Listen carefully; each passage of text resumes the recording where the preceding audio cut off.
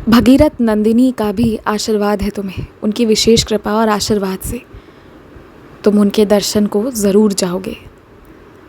एक बात कहूँ, यदि इच्छा इतनी सच्ची हो, अगर इच्छा ऐसी हो कि ईश्वर के दर्शन करने हैं ना, तो फिर इस नेक काम में पूरी प्रकृति, पूरी धरती, सारे देवी देवता सब मिलकर यही प्रयास करते हैं कि तुम्हारी इच्छा शीघ्र अतिशीघ्र पूरी हो जाए।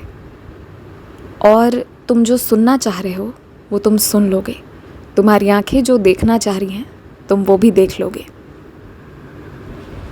एक बात बताओ, तुम कई ऐसी भूमि, कई ऐसे दर्शन किए हो जब तुम सिर्फ इसलिए किए थे क्योंकि तुम वहाँ छुट्टियाँ मनाने गए थे, पर अब जाकर ना तुम्हें उस धरती की कीमत महसूस होगी।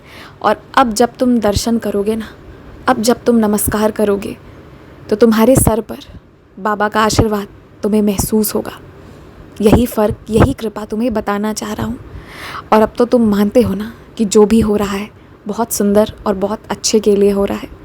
और वैसे भी तुम्हें प्राकृतिक रूप से बहुत इशारे मिल रहे हैं और तुम्हें उन इशारों को ध्यान से सोचना चाहिए और उसके हिसाब से ही आगे कर्म करना चाहिए। क्योंकि तुम्हारे मन में जो बात उठ रही है वो तुम्हारे मन की नहीं है, वो सब मेरी उठाई हुई है। आज जब तुम इच्छा रखते हुए भी बिना किसी इच्छा के खड़े हो ना, तो ये भी मेरी कृपा प्रसाद ही स्वरूप तुम ऐसे हुए हो। और मुझे पता है कि तुम ज़िंदगी में कुछ शौक़ को पूरा करना चाहते हो, लेकिन फिर ये भी है कि तुम किसी से झगड़ कर या किसी का दिल तोड़कर नहीं करना चाहते, तो तुमने उसे भी मेरे चरणों पर छोड़ा है। यही कहना चाह रहा हूँ तुमसे कि तुमने जिस जगह पर छोड़ी है ना उन चीज़ों को, वो बहुत सही जगह है। मेरे चरणों पर छोड़ा है तो कृपा तो निश्चित ही प्राप्त होगी। जो लोग अपनी झुंझलाहट, अपनी थकान तुम्हारे ऊपर गुस्से के रूप में निकाल कर, या फिर जो लोग अपनी परेशानियाँ या अपनी ज़िंदगी की कमियाँ तुम्हें डांट कर निकालने की कोशिश करते हैं ना, अपने अंदर का जो भी दुख है, तो मैं ना उन्हें अब धीरे धीरे समझा रहा हूँ। कुछ लोग तुम्हें समझ जाएंगे और उन्हें अपनी गलती पर पश्चाताप भी होगा, और कुछ लोग अपनी गलतियों को नहीं समझेंगे, लेकिन अब वो पहले की तरह बुरे बर्ताव तुमसे करने नहीं आएंगे।